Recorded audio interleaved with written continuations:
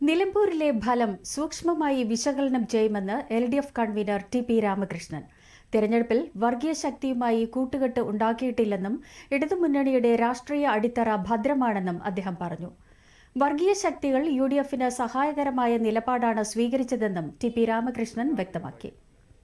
അതുകൊണ്ടാണ് ഞങ്ങൾ ഉറച്ചു പറയുന്നത്, ഇടതുപക്ഷ ജനാധിപത്യ മുന്നണിയുടെ രാഷ്ട്രീയ അടിത്തറയിൽ വിള്ളലുണ്ടാക്കാൻ ഈ തെരഞ്ഞെടുപ്പ് ഇടവരുത്തിയിട്ടില്ല. രാഷ്ട്രീയ അടിത്തറ വളരെ ഭദ്രമാണ്. അത് വോട്ടിൻ്റെ ഒരു ഘടന പരിശോധിച്ച് കഴിഞ്ഞാൽ അറിയാം. എന്നാൽ UDFന് അനുകൂലമായി അവിടെ വർഗീയ ശക്തികൾ അവർക്ക് സഹായകരമായ നിലപാട് സ്വീകരിക്കുന്നതിനെ സംബന്ധിച്ച് ഞങ്ങൾ നേരത്തെ പറഞ്ഞിട്ടുള്ള കാര്യമാണ്. അവരുടെ വോട്ട് തെരഞ്ഞെടുപ്പിൽ UDFന് അനുകൂലമായിട്ടുണ്ട്.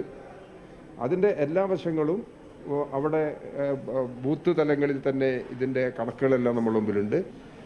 എല്ലാ വശങ്ങളും പരിശോധിച്ചതിന് ശേഷമേ നമുക്ക് ഈ കാര്യത്തിൽ എവിടെയെല്ലാം എന്തെല്ലാം എന്നുള്ളതിനെക്കുറിച്ച് വ്യക്തത വരുത്തി പറയാൻ കഴിയുള്ളൂ. പാർട്ടി